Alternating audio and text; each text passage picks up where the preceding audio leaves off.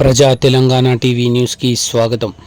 జగిత్యాల జిల్లా కేంద్రంలోని ఎమ్మెల్సీ జీవన్ రెడ్డి గారి నివాసం ఇందిరాభవన్లో తెలంగాణ రాష్ట్ర కాంగ్రెస్ పార్టీ జగిత్యాల జిల్లా యువజన కాంగ్రెస్ ఎన్నికల ఫలితాల విజయోత్సవాల వేడుకలలో ముఖ్య అతిథిగా పాల్గొన్నారు పట్టభద్రులు ఎమ్మెల్సీ జీవన్ రెడ్డి గారు మరియు ప్రభుత్వ విప్ అడ్లూరి లక్ష్మణ్ కుమార్ గారు.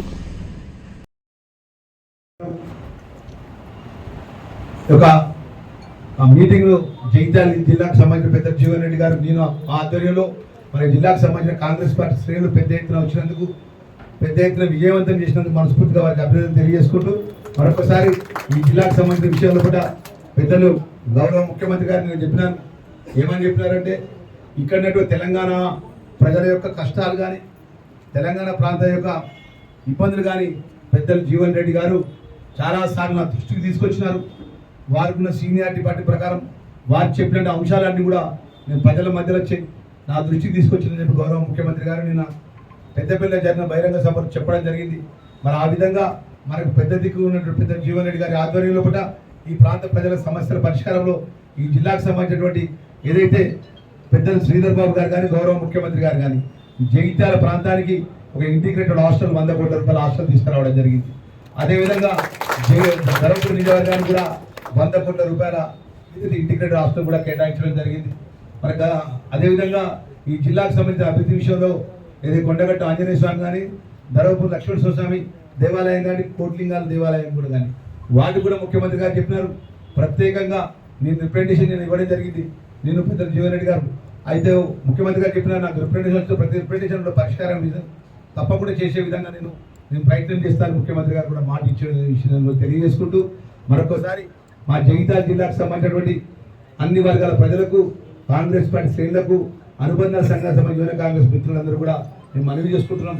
దయచేసి మనమందరం కూడా రాబోయే కాలంలో స్థానిక ఎన్నికల్లో కూడా కాంగ్రెస్ పార్టీ ఏ విధంగా బలోపేతం అయ్యే విధంగా మనమందరం కష్టపడి గత 20, 25, 30, 40 సంవత్సరాలకి ఈ ప్రాంతంలో మనకు కష్టమైన సుఖమైన ఏ కుటుంబంలో ఎవరికి ఇబ్బంది వచ్చినా నేనున్నానని మన జీవన్ రెడ్డి గారు మనకు ఉన్నంత అండగా ఉన్నారు. అఖిల భారత కాంగ్రెస్ పార్టీ పక్షాన ఖచ్చితంగా చెప్తున్నా, జిల్లా కాంగ్రెస్ అధ్యక్షునిగా ఈ సందర్భం మీడియా పరంగా నేను మనవి చేసుకుంటున్నా. తప్పకుండా మనకు మంచి రోజులు వస్తాయి, మన గౌరవ నాయకులు కూడా మంచి రోజులు వస్తాయని చెప్పి నేను ముఖ్యమంత్రికి అత్యంత సన్నిహితంగా ఉన్నటువంటి శాసనసభ్యుడిగా నేను మనవి చేసుకుంటున్నా. ఎవ్వరు కూడా అధైర్యపడద్దు, ఎవరు ఇబ్బంది పడద్దు. మంచి రోజులు తప్పకుండా. ఒకప్పుడు నేను మొన్నటి వరకు మీకు తెలుసు ఎన్ని కష్టాలు అనుభవించినో, ఎన్ని ఇబ్బందులు అనుభవించినో.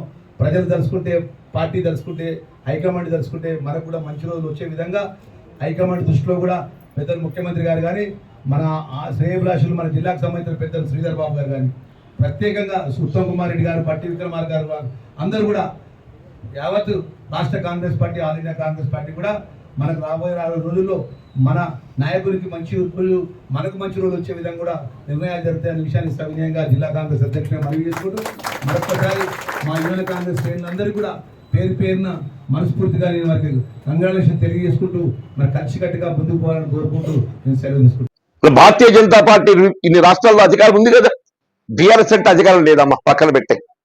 బీజేపీ అధికారం ఉన్నది కదా. మీరు అధికారంలో ఉన్నటువంటి ఏ రాష్ట్రంలోనైనా 2 లక్షలు కాదు, అసలు రైతాంగాన్ని రుణమాఫీ చేయడానికి ఆలోచన మీరు కలిగి ఉన్నారని చెప్పంటాను నేను. ఏకైక రాష్ట్రం పార్టీ కాంగ్రెస్ పార్టీ అని చెప్పండి. ఏక మొత్తం ఇదే 2 లక్షల రూపాయలు ఏదైతుందో మరి గతంలో ఏ విధంగా టీఆర్ఎస్ పార్టీ మరి విడతల వారిగా అమలు చేసిందే. ఈ విడతల వారి అమలు చేయడం ఏమైపోయింది? రుణమాఫీ కేవలం వడ్డీ మాఫీ పథకంగా మిగిలిపోయిందని చెప్పండి.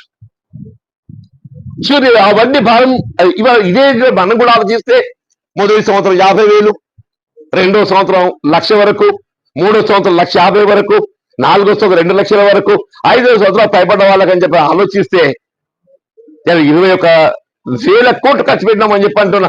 అది వేసే సంవత్సరానికి 5,000 కోట్లు రాకపోతుంది. కానీ ఆ విధంగా కాదు. రైతాంగానికి ఏది రుణమాఫీ అంటే రుణమాఫీ వడ్డీ భారం కాకుండా భావంతో ఏకమొత్తంగా అమలు చేయాలని సంకల్పించింది రాహుల్ గాంధీ గారి యొక్క ఆలోచన. ఇవాళ దాని కార్యరూపం ఇచ్చింది ఎవరు అని చెప్పంటే రేవంత్ రెడ్డి గారు అని చెప్పంటే వాస్తవం చెప్పంటుంది.